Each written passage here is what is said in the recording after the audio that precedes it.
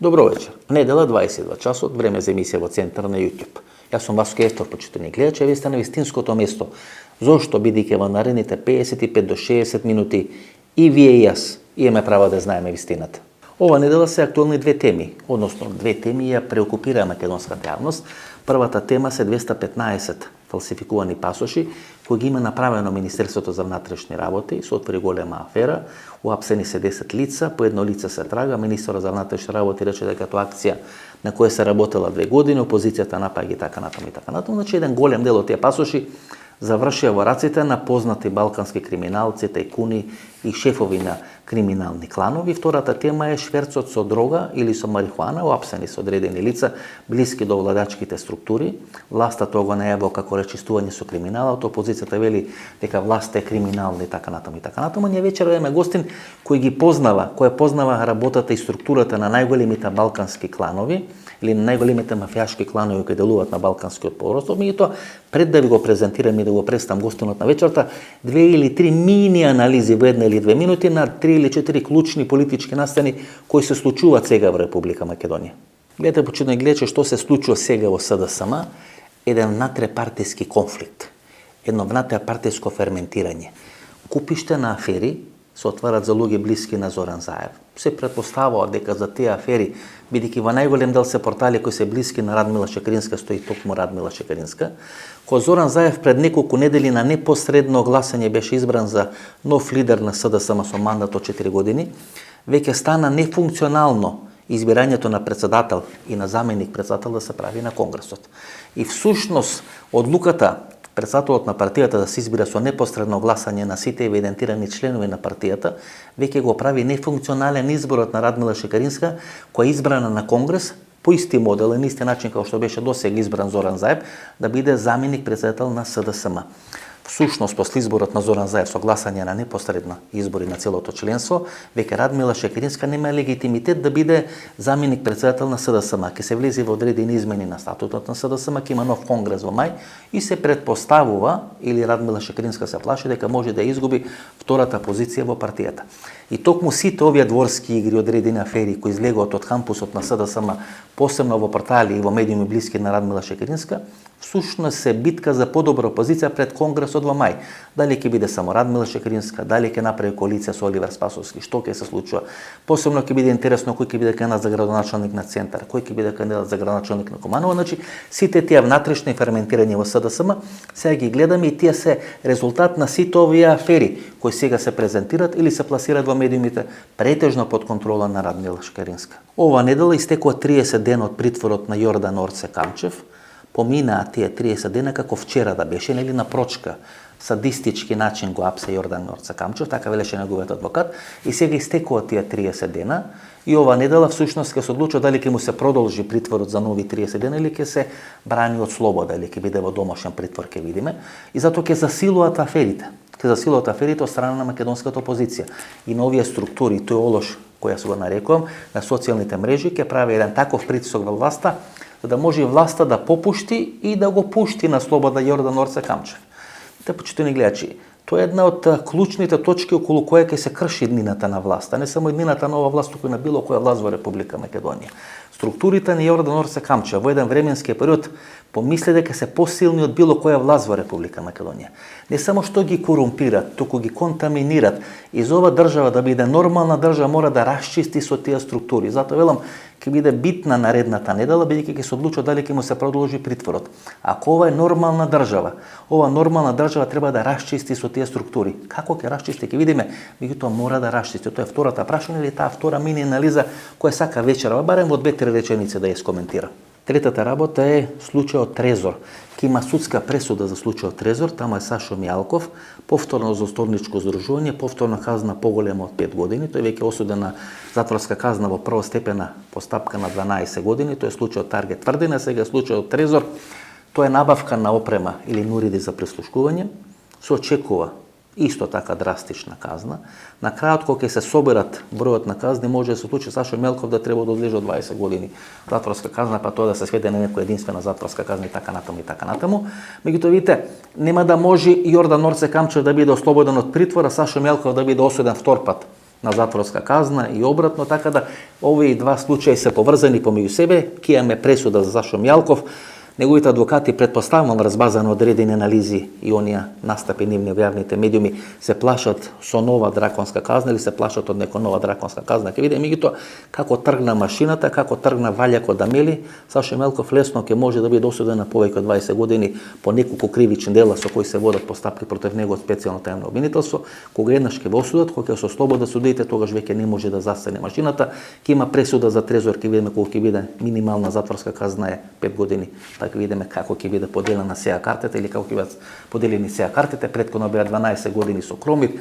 Тамо едно дело за старо, веројатно тие 12 години ќе се намалат, следот нови 5 години најмалку за судскиот процес Трезор. Ќе видиме како ќе заврши Сашо Мелков, меѓутоа како што сега стојат работите, не му бега долго останување во затворски притвори во Шуторизан и во Идрисово. И четврто, некој му се заканувал на Христијан Мицковски. Сакал да го ликвидира него и неговото семејство. А и на Александар Николовски му се заканувале, ама него малку помалку му се заканувале. Зошто му се заканувале или зошто им се заканувале, бидејќи изваделе аферата со фалсификат пасоши.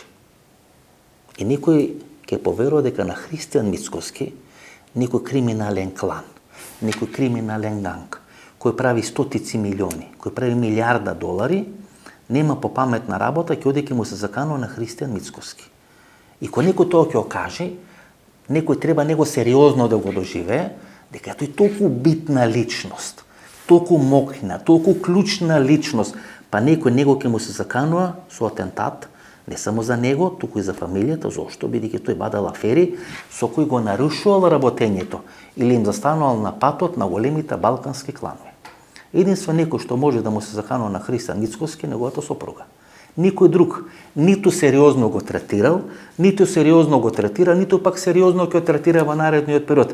Така да тие приказни за мали деца, дека некој сериозно размислува да му се свети на Христијан Мицковски, мислам дека ни децата до прво оделение не ги гледат, дека многу се посериозни филмовите за Том и Џери, отколку најавите на Христијан Мицковски дека некој на Балканскиот полуостров толку е згрозен, толку му е загрозено функционирањето после аферите кои ги води Христијан Мицковски против него, што сега тие големи гангови не спијат 2-3 дена и прават планови како да му сосветат на Мицковски, на Александар Николовски. Видите, тоа се приказни за мали деца. И во тие приказни, мислам дека не веруваат дека и најтврдото членство на ВМРО да полно, меѓутоа овие луѓе треба да ги прават тие приказни, треба да состават да ги прават тие приказни, бидејќи што има станува друго.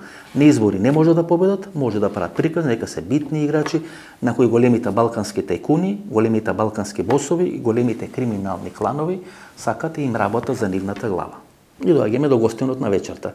Небојше Медојевиќ, човекот кој 15-20 години работи против најголемите кланови, изнесува информации против најголемите кланови, а во моментот најголеми балкански кланови се калјарскиот и шкалјачкиот клан.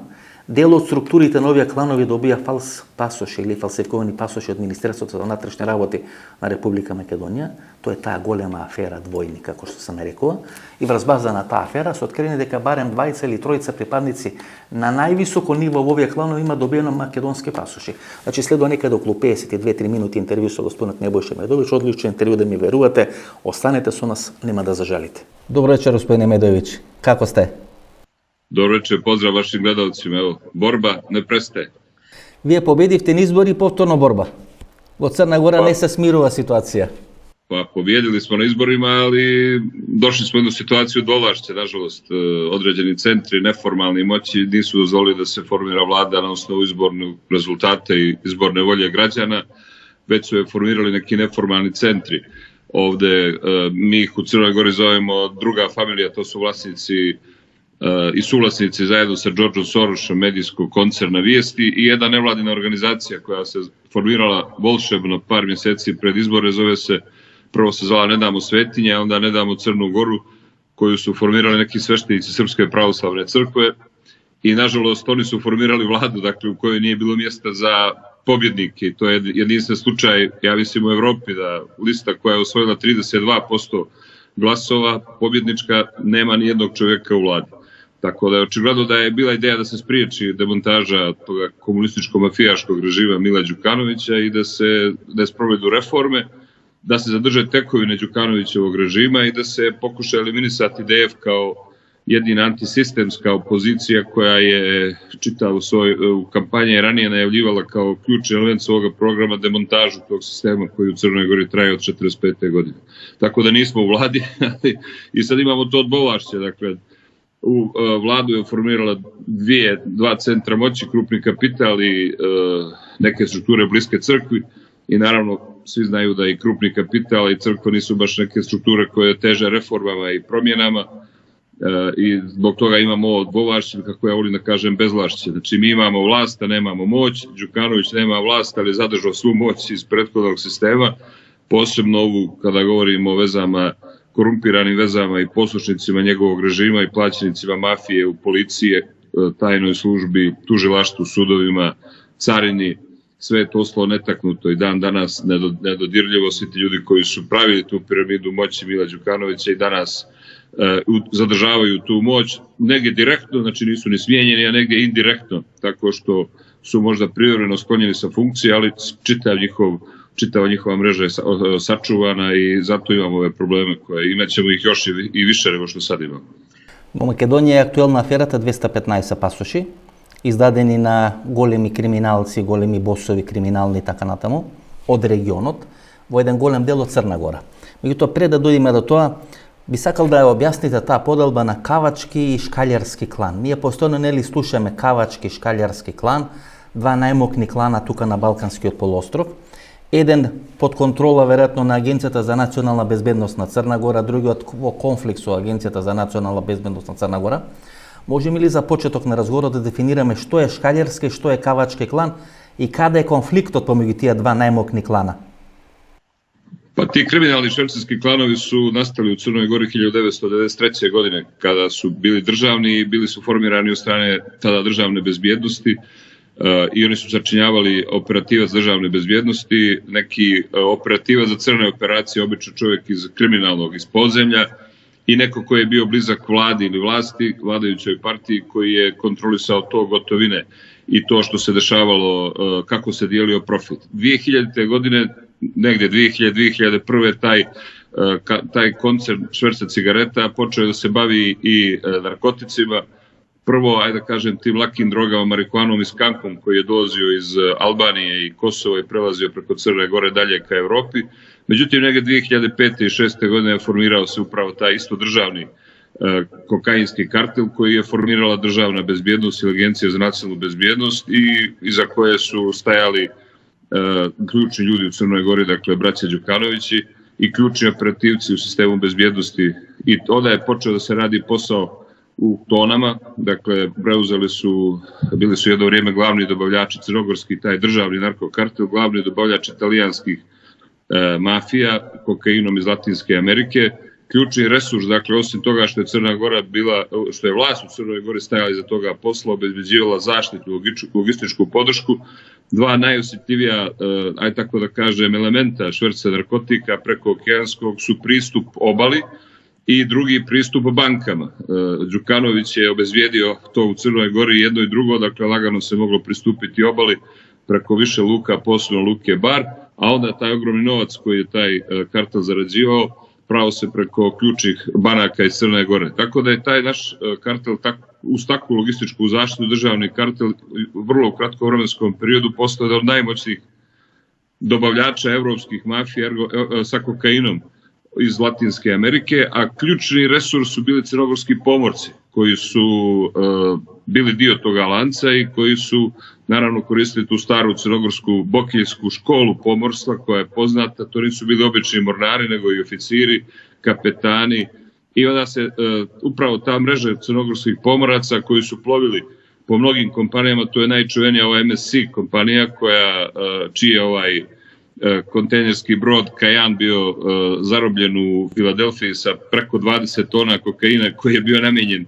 Sjedinjenim Američkim Državama. Znači, upravo je to je da kažem elementi ključni koji su odčinili od tog crnogorskog narkoklana, državnog narkoklana, jednu od najmoćnijih kriminalnih organizacija svijeta kada je u pitanju prekomorski šverc kokaina i pranje novca od kokaina. Negdje 2007. godine oni ulaze pod radar D i D vodi posebnu operaciju prema crnogorskim pomorcima i tada dolazi do one čuvene zapljene preko 2 tone kokaina u akciji Balkanski ratnik u Latinskoj Americi, dolazi do hapšenja, do stavljanja na optužnicu većeg broja crnogorskih državljana i tada došlo do predaje Darka Šarića koji je važio za bossa čitave organizacije.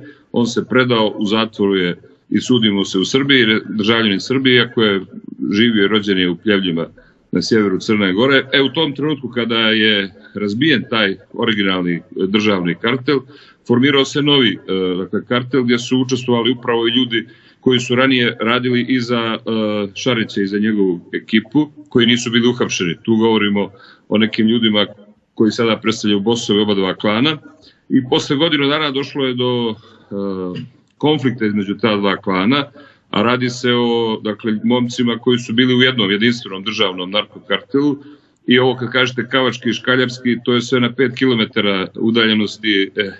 Kavač je dio, ako ste išli u Kotor iz pravca Budve, znači dio koji je prije onoga čuvenog tunela Vrmac, a Škaljari su iza tunela. Dakle, na 5 km su ta dva takozvana klana. I onda je tu došlo do oštrog sukoba, do nestanka nekih 200 kg kokaina u Valenciji i počeli su do prvih ubistava, u Španiji su se desila i u Crnoj Gori i tu je došlo do, da kažem sad već krvave osvete gdje je preko 50 ljudi ubijeno u spektakularnim likvidacijama koje su zaprepastile čitav svijet. Ovaj Kavački klan je ostao pod kontrolom Agencije za nacionalnu bezbjednost i ključni operativci koje mi često pominjemo kao Zoran Lazović. Zoran Lazović je bio pomoćnik direktora policije za borbu protiv organizovanog kriminala. I on je vodio specijalni tim za borbu protiv organizovanog kriminala, a određene međunarodne službe bezbjednosti upravo njega evidentiraju kao šefa Kavačkog klana sa pozicije zamjenika direktora uprave policije. Radi se o čovjeku čije se bogatstvo mjeri 100 miliona eura, koji stoji iza najveće građevinske operative Bemax Genex u Crnoj Gori. To je podizvođač ovde za autoput i dakle to je koji ima direktnu komunikaciju i podršku Đukanovića. Taj Kavački klan je dakle uz podršku Agencije za nacionalnu bezbjednost ovoga dijela koji se bavio podrškom švercu kokaina u stvari krenuo u likvidaciju ovog suparničkog klana koji je bio nezavisan. Dakle, da li je ovaj Škajarski klan imao neke linkovi komunikacije s nekim drugim službama bezbjednosti u regionu, u Evropi, to ja za sada ne znam, ali za ovaj Kavački znamo da je on nasljednik toga jedinstvenog kotorskog klana koji je nastao i postao velik zato što ima logističku podršku Crnogorske službe bezbjednosti i vlasti Mile Đukanovića. I tu sad je krenula osveta, to već preko 50 ubijenih, to više i nema veze ni sa poslom vezanim za kokain, radi se o pravoj mafijaškoj osveti, tu ko zna koliko će da trajati, vjerovatno do kraja života Jurića jedni druge i likvidirati jedni druge jer je palo mnogo glava.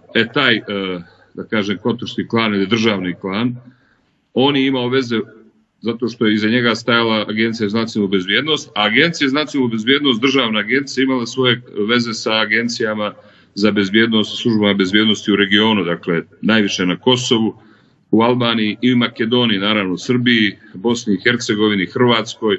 Jer recimo jedan od ključnih punktova ovoga kotorskog klana recimo bilo Luka Koper, gdje je jedan ogranak funkcionisao u Sloveniji, tamo su pohapšeni, ja mislim, preko 15 članova toga crnogorskog klana pohapšeno u Sloveniji, sudilo im se, pa su bili oslobođeni prvostepeno, pa se ponovilo suđenje, pa su osuđeni. Dakle, čitav Balkan je pokriven sa operativcima i ne samo u oblasti kriminala, nego i ljudi koji se bave politikom, bankari, tajkuni, vlasnici medija, naravno i korumpirani pripadnici službi bezbjednosti, tako da je jedan od logističkih, tako kažem, važnih elemenata upravo izdavanje tih važnih pasoša koje je crnogorska kriminalna organizacija jedno vrijeme, tamo 90-ih koriste, u stvari posle završetka rata u Bosni i Hercegovini. Glavni punkt je bila zona zapadne Hercegovine, gdje su oni uzimali te pasoše Hrvatske, jer je tada Širokom Brijegu i tamo u tom okruženju bilo je dosta hrvatskih pasoša i crnogorska kriminalna organizacija tada se sarađivala sa hrvatskim švercerima cigareta i narkotika i ratnim veteranima i dosta kriminalaca iz Crne Gore i Srbije imalo je pasoše Hrvatske koji su izdavani nelegalno upravo u toj zoni. Druga, posle 2005. 2006. Kosovo je bilo takođe ključni punkt gdje su se krili ljudi, koristili su tu teritoriju da se sakriju od eventualno nekih međunarodnih akcija ili od ovih osveta i tu su dobili takođe pasoše Kosova.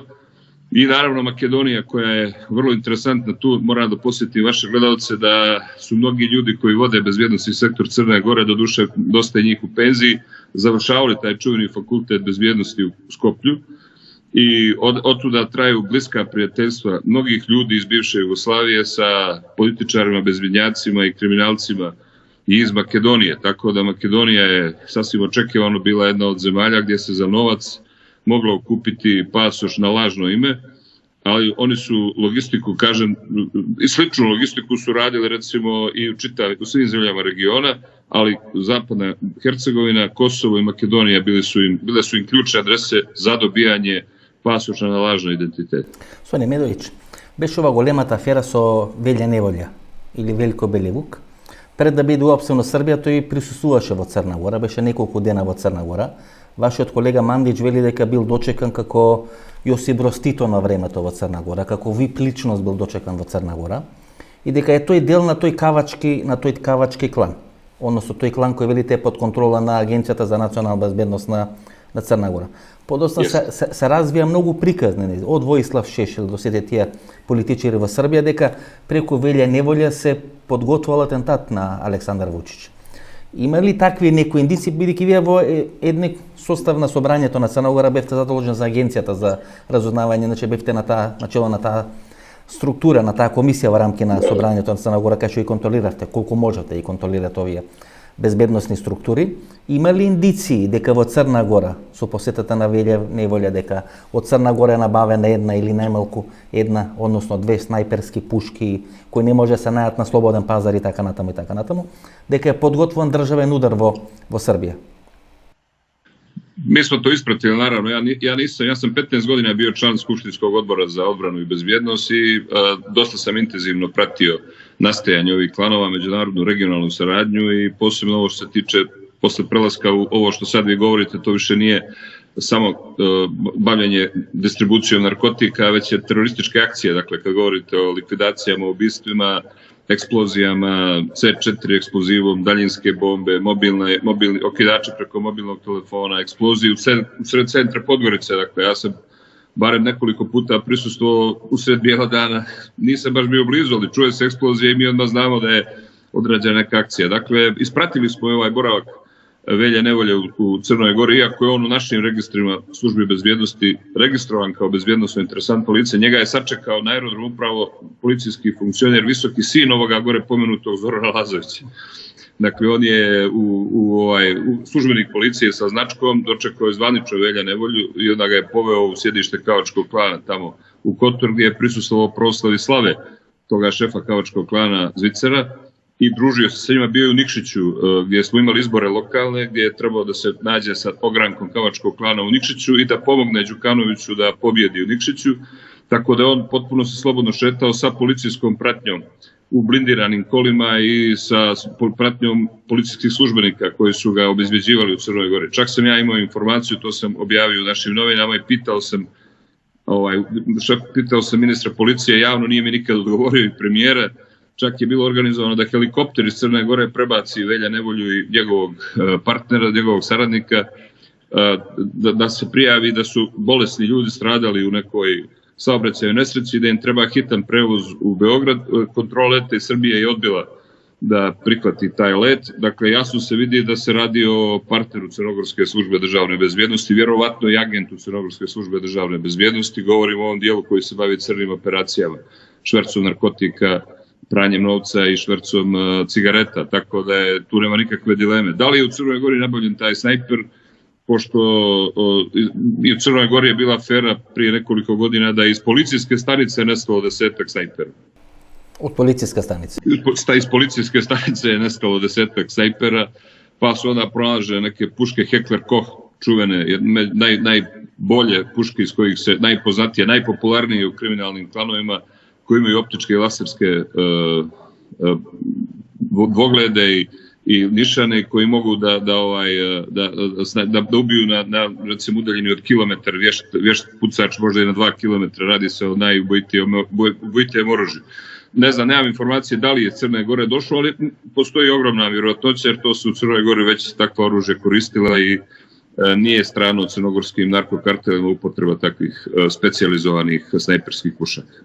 Mislite дека има тој кавачки клан капацитет да изврши атентат врз српскиот председател, да изврши државен удар на Србија, бидејќи нели тоа беше фонот на нападите во Белград? Да, па ниједан организовани, ниједан наркоклан, ниједна мафија нема капацитете да убие председника било које државе без издаje u bezbjednostnim službama te države. Dakle, likvidacije predsjednika ili premijera se vrše unutar službi tih država koje vrbuju neke druge službe ili druge kriminalne organizacije, onda se lako nađu izvršioci. Dakle, sigurno da Kavački škarski klan za svoje operacije već sada i ubistva koristio plaćene ubice iz svijeta.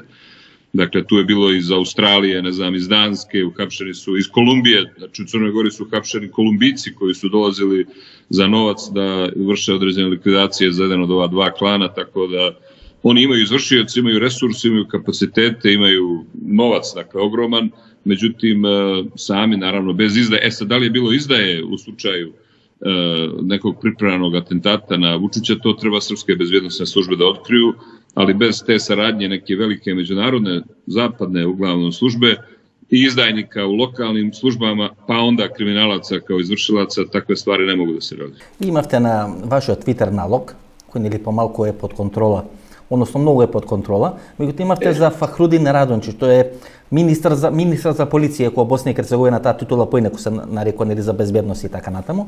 Меѓутоа поранешниот министар на полицијата господин Радончич, кој е еден од основачите на Дневни Аваз, вие за него пишувавте дека е соработник на Агенцијата за национална безбедност на Црна Гора, дека давал пасоши на еден голем дел од овие криминалци, на криминалните кланови, и тоа воопште не беше демантирано. Тоа што вие го имавте кажано, го имавте напишано. Da. Pa, ja sam već javnost poslije toga obavještena od bliskih saradnika gospodina Radončića. Armin Cibra ima čovjek koji je vozio njega, koji je bio obezbeđenje, koji je napisao 2 knjige upravo o vezama Fahrudina Radončića sa kriminalnim strukturama Srbije i Crne Gore.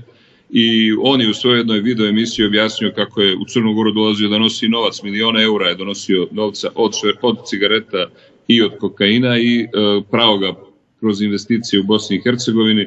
Njihova veza je jedan od najpoznatijih mafijaša regiona, Kiljmendi, koji je Nasir Kiljmendi, koji zajedno s njima i u Sarajevu sa Đukanovićem i sa Fahrudinom Radončićem imao i poslovne aranžmane i kriminalne aranžmane i lična druženja, objavljene su i fotografije sa tih njihovih terevenki, tako da to je također jedan od linija koje je crnogorska mafija koristila za pranje novca stečenog čvrstom kriminala.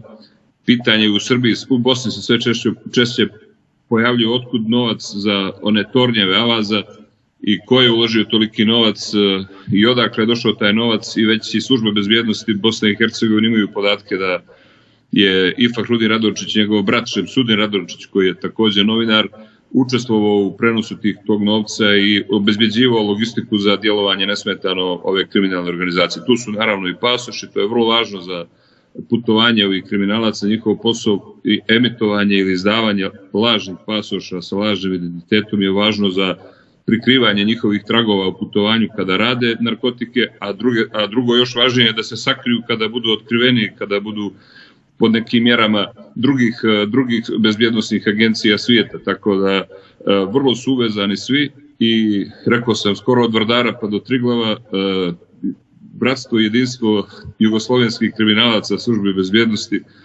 i tajkuna, političara je neraskidivo.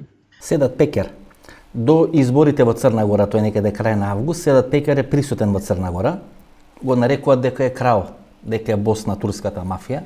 2014 година излегува од затвор, го поддржува Ердоган, подоцна е обвинет дека учествува во државен удар против Ердоган, односно дел од неговите структури стимулирале државен удар во Ердоган.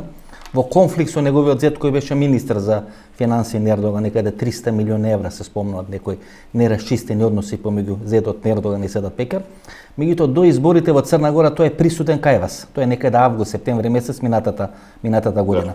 Дури дел од црногорските медиуми, мислам дека Подгорички дан, пишува дека колата на возачот на Седат Пекер bila videna tamo kај што е свадбата на синот на Мило Ѓукановиќ. Тоа беше информација која дојде до кај нас во Република Македонија. Можеме ли таа приказна, бидејќи се Пекар Повеца доаѓа во Македонија, останува 3 или 4 месеци, некаде до 21 јанари, подоцна е протеран бидејќи има косовски пасоши е во Косово, сега мислам дека е надвор од територијата на Европа, меѓутоа еден период е во Црна Гора, од Црна Гора доаѓа во Република Македонија кај што добива пасош. Можеме ли да раскажеме што прави во Црна Гора? Има ли инвестиции, како функционира? U Crnoj Gori se u zadnjih 5 godina naglo pojavio turski faktor u oblasti investicija, mada još ne u nekom velikom obimu. Radi se uglavnom o malim i srednjim investitorima i moje informacije ukazuju da se radi o onim ljudima koji su bili u nemilosti Erdogana posle neuspjelog državnog udara, znači gulenistima koji su podržavali Gulena i koji su onda napustili Tursku i ovde su iskoristili kontakte sa aktuelnom vlašću i vjerojatno za dobar novac dobili tu i boravišta, neki su dobili pasoše. Za gospodina Pekira ne znam, ne bih mogao reći, nemam informaciju da se bavio bilo kakvom ozbiljnom investicijom, mada turski investitori još uvijek nisu krenuli da rade nešto krupno da bi mogli. Drugo su, znači, investitori iz Albanije, investitori iz Kosova već su ozbiljno ušli u velike investicione projekte na Primorju, na našim skijalištima, zajedno sa crnogorskim, naravno, tajkunima i političarima iz Demokratske partije socijalista, ali ono što je uzburkalo javnost bilo je, dakle, taj njegov tretman kao stranog državnika gdje je išao pod rotacijama u autu sa pratnjom na svadbu sina predsjednika Đukanovića i tu je u javnosti zapao za oko. A druge informacije nemam da je u nekom konkretnom velikom poslu ili da je neki bitan faktor za šverc kokaina preko Crne Gore. Obično šverc heroina se vezuje za Tursku i za Bugarsku, za Makedoniju, Kosovo, Bon Stil i ostale strukture. To je taj put. A kokainski put je vamo preko okeana i preko Crne Gore, Španije i Italije i Južnoafričke republike. Tako da nemam neka saznanja o njegovim nekim kriminalnim aktivnostima u Crnoj Gori. Osim naravno što je blizak prijatelj Mile Đukanovića kao i svi mafijaši u regionu.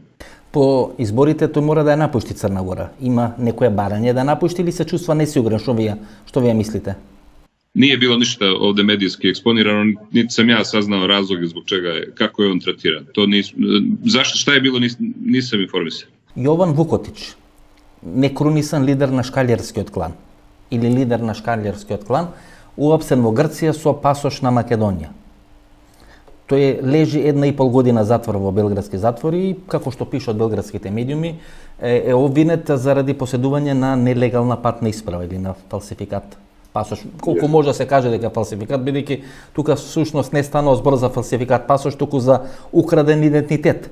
Значи, Јован Вукотич, лидерот или водачот или босот на шкалјарскиот клан. Кој е Јован Вукотич? Pa on je vođa toga škaljarskog klana, jedan od vođa tog škaljarskog klana, je dosta ljudi ubijeno iz škaljarskog klana, mnogo više nego iz kavačkog klana, jer kavački klan ima logističku podršku i crnogorske službe bezbjednosti i nekih partnerskih službi bezbjednosti, tako da je mnogo više ljudi ubijeno koji su pripadali škaljarskom klanu. Dakle, on je bio dio toga jedinstvenog klana dok su bili jedan kotorski klan. Međutim, poslije je došlo do podjele i ovaj škaljarski klan je preuzeo Vukotića, njemu je ubijen i otac također od strane kavačkog klana i važio je za šefa toga škaljarskog klana, mada u nekom širem smislu škaljarski klan se vezuje za Luku Bojovića koji je u zatvoru u Španiji i oni smatraju da je u stvari Luka Bojović bos ili gazda don škaljarskog klana i oni rade nezavisno. U ratu su sa kavačkim klanom koji je klan državne bezbjednosti, tako da oni su sad manje aktivni u samim poslovima jer državna bezbjednost ih doživlja kao konkurenciju, osim što se međusobno istrebljuju, državna bezbjednost provaljuje često njihove poslove i njihove aktivnosti u saradnji sa ovim drugim službama, tako da u zadnje vrijeme su i Kavčanima i škaljarima pali veliki tovari kokaina. U svakom slučaju škaljarski klan je sada u izuzetno teškoj poziciji jer je pod pratnjom crnogorskih službi koje rade za kavački klan i već su nekoliko puta imali probleme i pokušaja atentata. Čak jedan zadnji atentat je bio zaustavljen, ali planiran kada je Vukotić išao u sud. Dakle, da ga likvidiraju ispred suda, što bi kavački klan pokazao koju moć ima i koliko je moćan i jak i demonstraciju svoje sile da šefa konkurentskog klana likvidiraju ispred suda. Oni su sad u ajde tako kažem, u defanzivi i plaše se za svoj život. Vukotić nije u zatvoru, on je pušten na slobodu, ali život mu je ugrožen jer Crna Gora je mala, Kotor je mali i teško funkcionišu u okruženju gdje je s druge strane služba državne bezbjednosti ili kako oni kažu država. Luka Bojović se smeta дека е лидер на тој земјунски клан. Во еден период кога земјунскиот клан нели после атентатот на Зоран Џинџич разбиен во Србија, остатоците од земјунскиот клан се стават под контрола на Лука Бојовиќ, уапсене во Шпанија. Во еден временски период Шпанија е клучна дестинација на овие кланови. Не е Црна Гора, туку е Шпанија, бидејќи е најблиска таа линија со Латинска Америка која ќе доаѓа кокаинот во Европа. Значи Лука Бојовиќ е сега лидер всушност од затвор, раководи со тој земјунски клан или со тие остатоци на земјунскиот клан и ве велите дека е лидер нели на овој шкалјарски клан. Се спомнува уште едно име, Стефан Мандич Џукиќ. Тоа се четири лица, ова е со потекло родене во Ниш, кои со пасош на Македонија учествуваат минатата година во мај месец во обидот за атентат на Радоје Звицер. Радоје Звицер нели важи за лидер на овој кавачкиот клан. Да. Всушност нели овој господинот Лазовиќ ве велите дека е лидер на кавачкиот клан, меѓутоа еве како вршител на должност лидер на кавачки клан можеме да го третираме Радоје Звицер. Радоје Звицер во еден период се крие во Приштина на Косово. Таму има и косовски пасош, меѓутоа подоцна заминува во Украина и во Киев е извршен атентат врз него. Неуспешен атентат. Учествува еден од нив, тој е Стефан Мандич Џукиќ, кој има македонски пасош. Da, to je, znači, ja sam isto pročitao, pošto Đukić nije puno operisao po Crnoj Gori, u smislu, on je živio vani iz Srbije, rođen je u Nišu, u Srbiji, tako da nije nešto za mene bio zanimljiv u smislu komunikacije sa službama bezbjednosti i sa političkim partijama na vlasti. To je ono što mene interesuje kao političara i član odbora za bezbjednost, tako da je, naravno, vidjeli ste i on imao logističku podršku nekoga u Makedoniji, i dobio pasoš i mogao sa lažnim identitetom da se kreće i da obavlja ove aktivnosti na likvidacijama pripadnika kavačkog klana. Tako da to je jedan od ljudi za koji se smatra da su profesionalci koji su bili zaduženi za ubistva van regiona pripadnika kavačkog klana. To je sve što ja znam, ali sigurno da je vrlo visoko kotiran u tom izvršilačkom dijelu, ali ne u smislu donošenja nekih velikih odluka. A ovo je Radoje Zvicer? Da, on je u operativnom smislu šef kavačkog klana, ali ovo što nas interesuje, znači ko je politički šef toga klana i ko je veza sa državom, to je ovaj bivši smijenjeni pomoćnik direktora uprave policije, znači dugogodišnji šef tajnih operacija Agencije za nacionalnu bezbjednost Zoran Lazović, koji se vezuje dakle i sa švercom cigareta i sa švercom kokaina i sa i ovo vidjeli ste, njegov sin je obezbeđivao Velju Nevolju i pravio mu društvo. Oba dva sina su u sektoru bezbjednosti, a on je bio šef protekle, ja mislim, 2 godine specijalne jedinice. To je parapolicijska jedinica bila koja je išla u civilu sa ogromnim ovlašćenjima, sa civilnim vozilima luksuznim, mijenjala tablice, upadala u racije i u stvari čistila konkurenciju. Imate poznati jedan snimak gdje se pripadnici te specijalne jedinice zajedno sa sinom ovoga bivšeg bezbednjaka Zorana Lazovića sjede i slikaju se u kafiću konkurencije škaljarskog klana u Budvi kao provokacija. Došli su da sjednu na neprijateljsku teritoriju i slikaju se i objavljuju slike na društvenim mrežama. Tako da Zvicer je i po našim službama bezbjednosti šef u ovom operativnom dijelu i jeste glavni za sve te stvari, ali iza njega postoji neko ko ima komunikaciju s službom bezbjednosti i sa vrhom države, to je Zoran Lazović. Брано Мичуновиќ, која е улогата на Брана Мичуновиќ? Во дел од извештаите на црногорските служби се вели дека е тој всушност главниот бос на Балканскиот полуостров. Не се спомнува ниту еден од овие кланови. Од Никшиќа, од каде што е Мило Џукановиќ, исклучителна мокна фигура е Брано Мичуновиќ.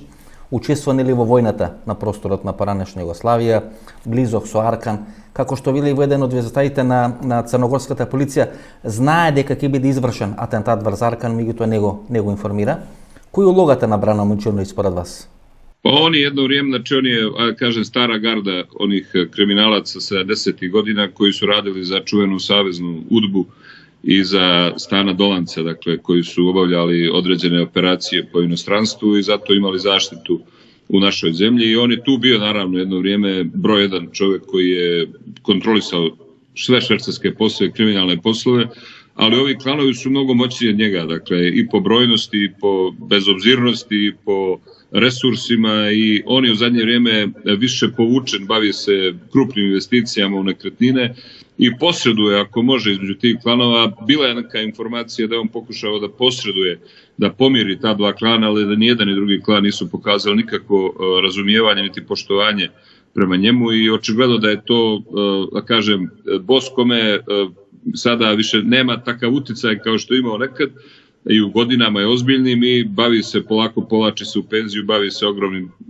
investicijama u nekretnine, ali u zadnje vrijeme smo čuli da dosta tih nekretnina prodaje i da, ono što bi rekli ovi ovdje kriminalci, ulazi u keš, i vjerovatno i razmišlja možda i da mu je ovdje već bezbjednost ugrožena, pošto njemu već kretanje ograničeno, on živi već godinama u hotelu Splendid u Bečićima, ima brojno obezbjeđenje, ali sigurno je da može biti zabrinut za svoju bezbjednost, imajući u vidu bezobzirnost i beskrupuloznost ova dva klana koji u svojim osvetničkim akcijama ne biraju mete, tako da što se tiče uticaja na kriminalne strukture, na jedan i na drugi klan, nema neki veliki uticaj sad.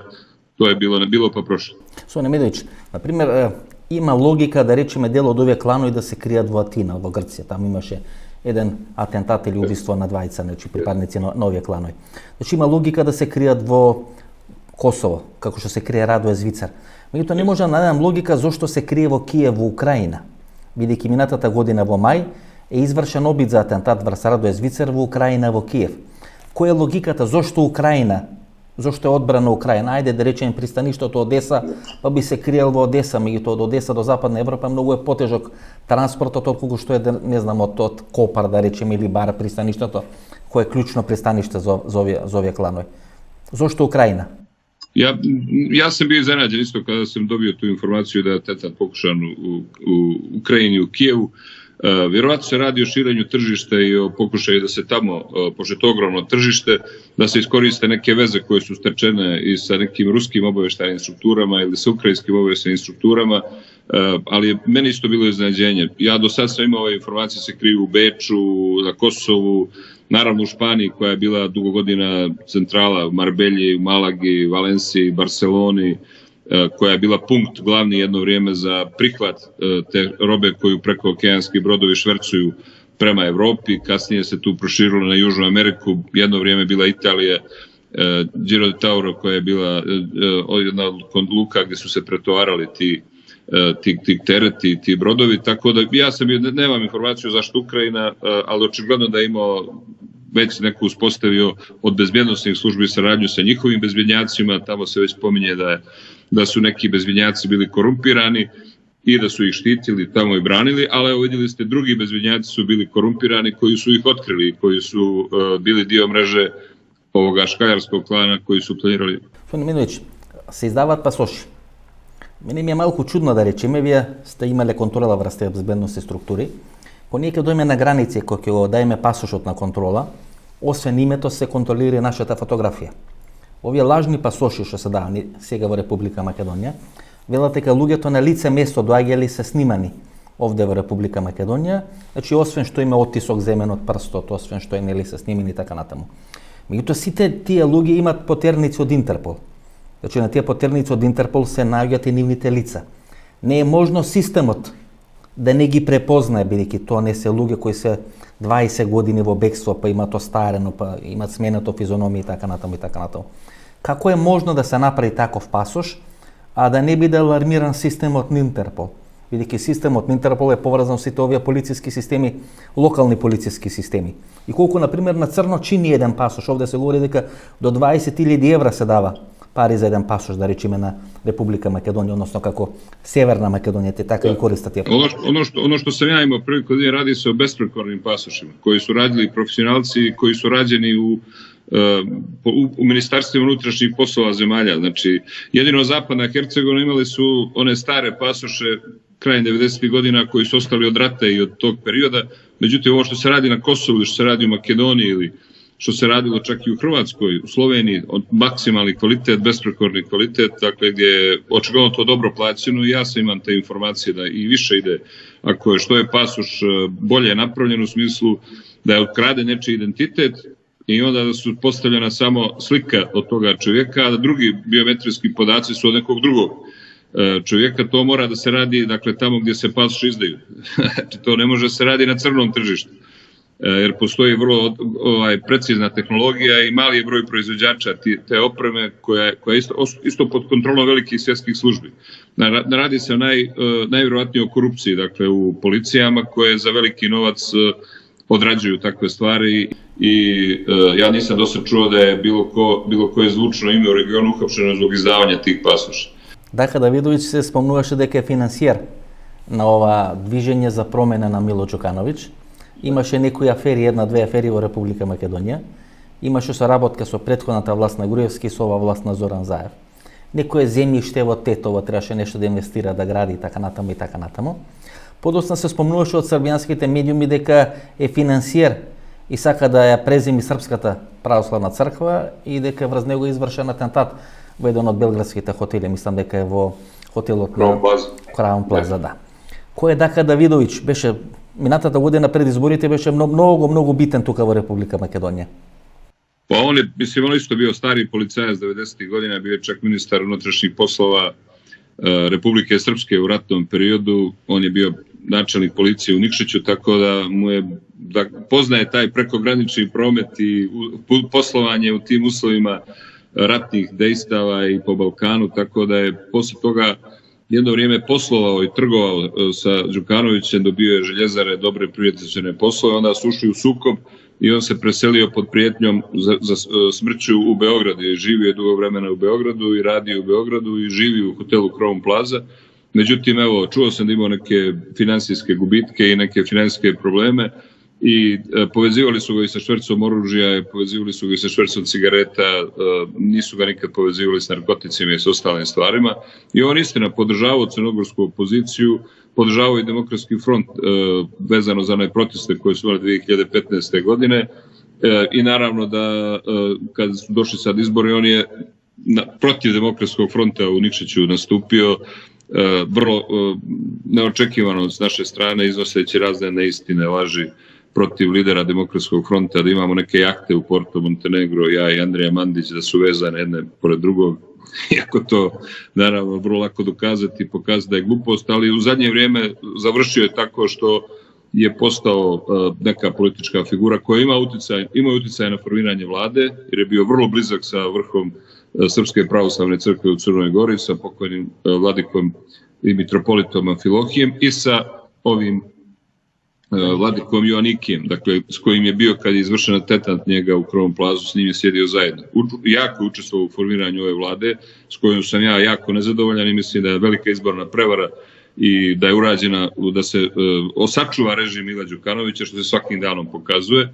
I u Nikšiću je doživio fijasko gdje je njegova lista osvojila samo jednog odbornika, gdje je jasno pokazano da on nema nikakvu političku težinu u svom gradu, gdje je mislio da će napraviti čudo, nije osvojio ništa. Provlačila se ta priča iz makedonskih medija o poslovima koje ima u Makedoniji i o mogućim korupcionaškim skandalima tamo.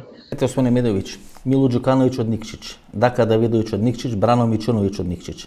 Ispred дека тоа Никшич ви е центар на криминалот, значи кој ги има да е на најмокните играчи. Сега се спомна дека Дака Давидовиќ всушност го наследува дел од бизнисот на Мило Џукановиќ, во делот со шверцот цигари, дека целата таа структура на Мило Џукановиќ која била вклучена во шверцот со цигари, државни структури и така натаму се стават под контрола, под команда на Дака Давидовиќ, дека тој им гарантира дека нема да бидат санкционирани од новата влада, кој тој да е стенд помеѓу власта на Мило Џукановиќ и новата власт, дека таа криминална структура нема, посебно во делот на шверц на цигари, дека нема да биде санкционирана.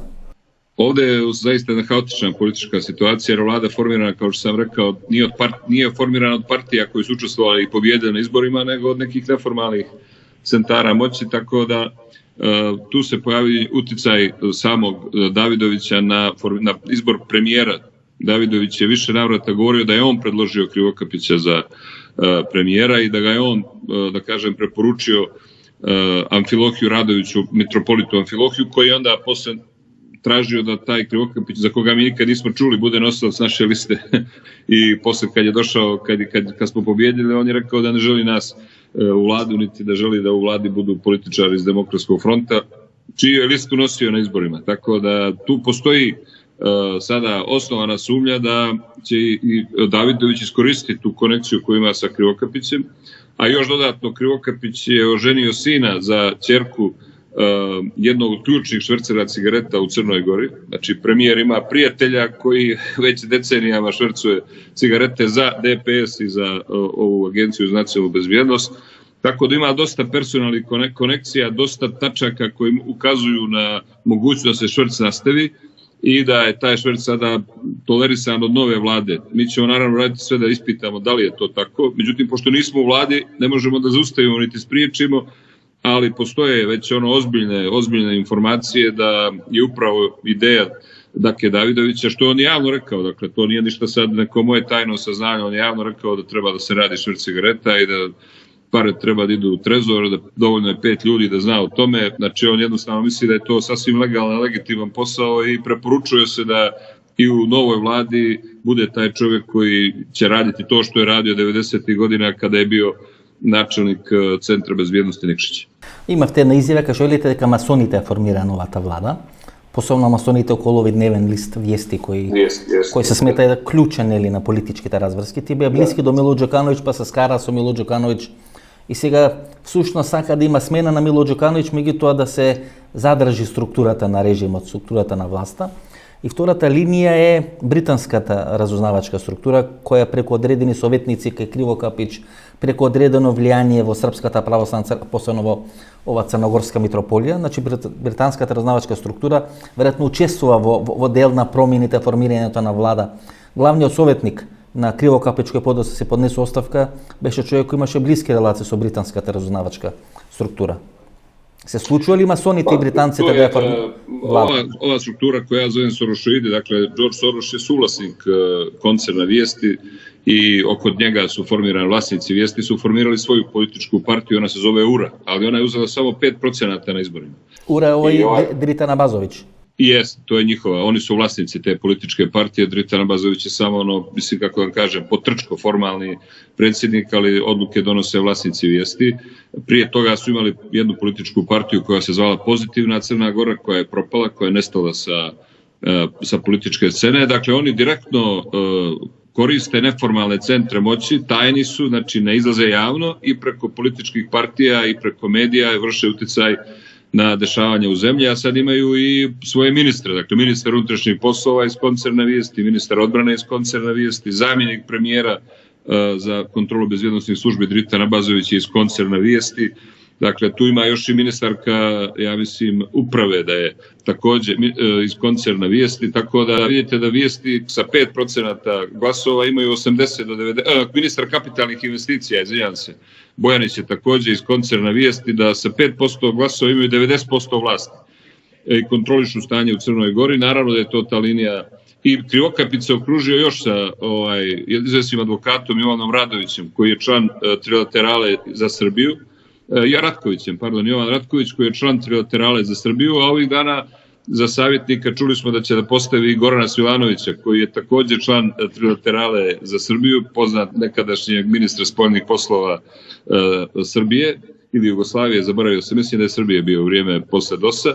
U svakom slučaju i Krivokapić se jako približava tim masonskim krugovima i ja nemam za njegovu informaciju da li on sam mason ili nije, to stvarno ne znam, ali vidim da bira savjetnike i saradnike i da jako drži do mišljenja i nekih stranih ambasada. Tu je vršljao po Crnoj Gori jedan bizarni lik, kontroverzni neki Simijanović, koji imao je također lažni pasoš. Imao je pasoš da je diplomata Sjedinjenih Američkih Država, a onda je State Department rekao da taj čovjek nema diplomatski pasoš. On je tu sarađivao sa Dritanom Abazovićem, sa Zdravkom Krivokapićem i sa Dakom Davidovićem. Dakle, vidite koji je to konglomerat raznih uticaja, tajnih struktura, centara moći koji nisu bili na izborima. I zbog toga smatram da je situacija politička u Crnoj Gori dramatična jer te strukture zaštite svoje interese ili interese svojih masonskih centrala, sigurno ne štite interese građana Crne Gore. Samo malo prašanje. Jovan Kovačić da ne se vika.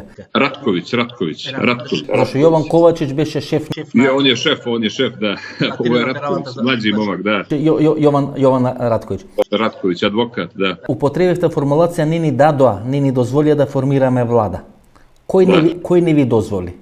Upravo ova struktura, dakle, to je ova Sorošoidi, znači vlasnici Vijesti, nisu dozvolili da DF uđe u vladu, jer poznat je naš stav o demontaži režima Mila Đukanovića. Ja se javno zalagao za zabranu rada Demokratske partije socijalista kao terorističke organizacije i političkog krila mafije, da im se zapljeni sva imovina koju su opljačkali od naroda i vrati narodu i državi i da se pohapse svi njihovi funkcioneri za koje postoje dokazi da su krali ovu državu 30 godina. Ja sam zalagao za otvaranje tajnih dosjea službe državne bezbjednosti za proces lustracije i to je bila opasnost za ove strukture. Naravno, oni su znali, ja sam njihov arhi neprijatelj i oni su znali da na mene nikakvi masonski centri, ni regionalni, ni lokalni, ni svetski, ni globalni, ne mogu da utiču i da bi ja izvršio zajedno sa svojim kolegama reforme koje smo obećali narodu. I onda je nažalost upala i tu i ljudi iz crkve su upali u taj pakt, jer ovi ljudi o kojima mi govorimo, to je centar satanizma u Crnoj Gori, centar antipravoslavlja, anticrnogorstva, antisrpstva, antihrišćanstva, taj punkt koji ja inače zovem druga familija jer se radi o veoma moćnim i bogatim ljudima. I nažalost, dijelovi crkve kojima sam ja govorio, neki sveštenici su ušli s njima u dil i nastala je ova Frankenstein vlada, jer je to rezultat protiv prirodnog bluda nekih ljudi iz crkve sa najvećim centrima antipravoslavlja i antihrišćanstva u Crnoj Gori. To je Amfilohija, to je Ionike imaš... Pa nisu ovi su mlađi operativci bili jedan sveštenik Gojko Perović s kojim sam ja imao jako rasprave na javnoj sceni. On je pregovarao sa nama oko formiranja liste i on je formalno predložio ovoga Krivokapića za nosioca liste i on je formirao tu nevladinu organizaciju Nedamo Crnu Goru još sa jednim univerzitetskim profesorom Vladimirom Božovićem koji je sad VD rektor Crnogorskog univerziteta i to su uglavnom strukture koje su sa strane crkve, bliske crkvi, zajedno s ovim vlasnicima Vijesti formirale ovu vladu, koja apsolutno ne funkcioniše i koja štiti Đukanovićeve sistem i Đukanovićev režim, a i dalje je meta napada DF. Da li to je model koji se napravio Crna Gora, trebaše da bude primjenitivo Srbija, sučestvo na crkvata, da se napravi promjena na vlast, i to se zadraži struktura. To im je plan. Znači odavde također punkt ide i ti ljudi oko Vijesti oštro napadaju predsjednika Srbije i tvrde da on stoji iza Demokratskog fronta, što apsolutna neistina. Dakle, predsjednik Srbije je lični prijatelj i sa liderima DF-a, Andrijom Mandićem i Milanom Kneževićem.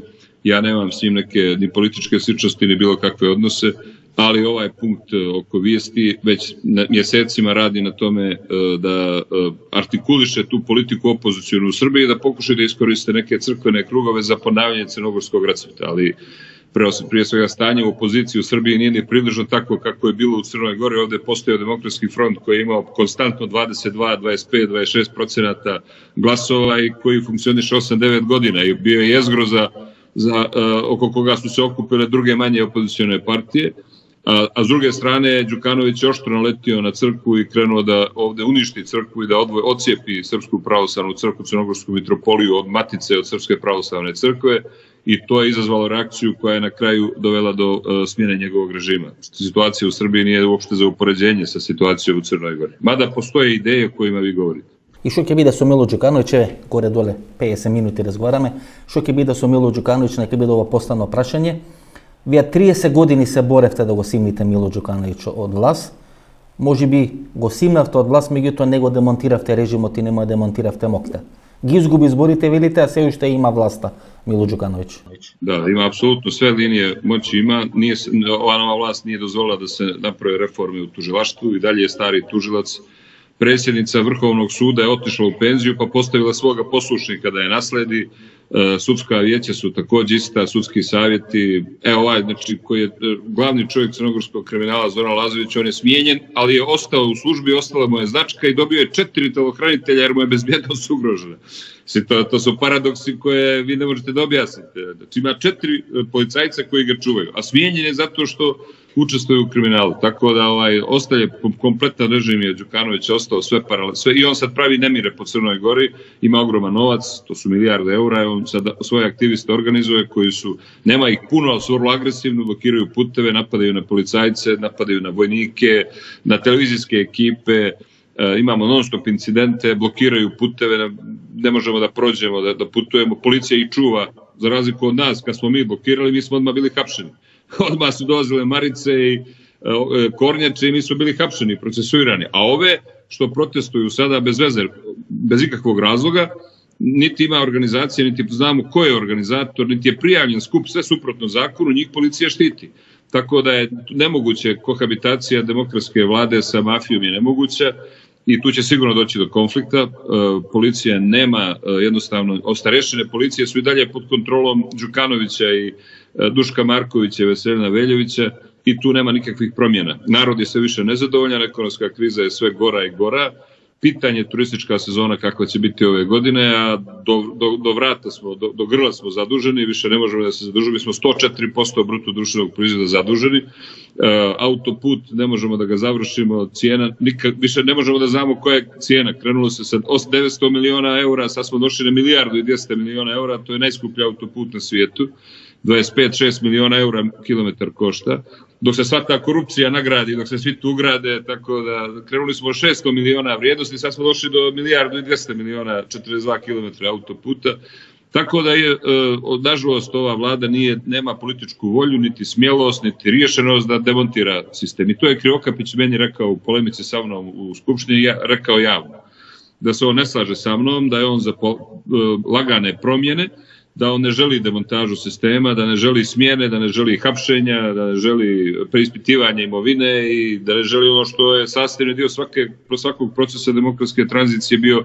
nakon pada Berlinskog zida, koji smo mi naravno propustili zbog ratova, a ovdje je ostala sve ista situacija i u Agenciji za nacionalnu bezbjednost, i u policiji, i u tužilaštvu, i u sudovima, i u medijima, pa mi još nismo uspjeli za 6 mjeseci da smijenimo rukovodstvo javnog servisa, radio televizije Crne Gore, koji onako sije mržnju i radi i dalje nastaja da promoviše tu antisrpsku politiku, anticrnogorsku politiku, da proziva sad već vladajuće političare kao neprijatelje Crne Gore, da širi mržnju, da promoviše nasilje po Crnoj Gori, tako da apsolutno, ja kao neko ko se 30 godina bavim tranzicijom znam da ovakva jedna spontana tranzicija, znači bez plana, bez čvrste rješenosti i bez političke volje, sigurno će završiti nekim sukobima, nasiljem.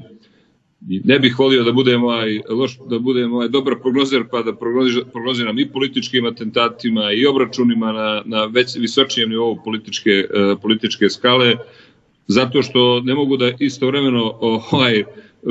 istovremeno postoje i država i mafija. Neko mora da pobjedi. Gospodine Midović, благодарам за разговорот, mnogo sreća, mnogo uspeh i se gledamo ova sljedna prilika.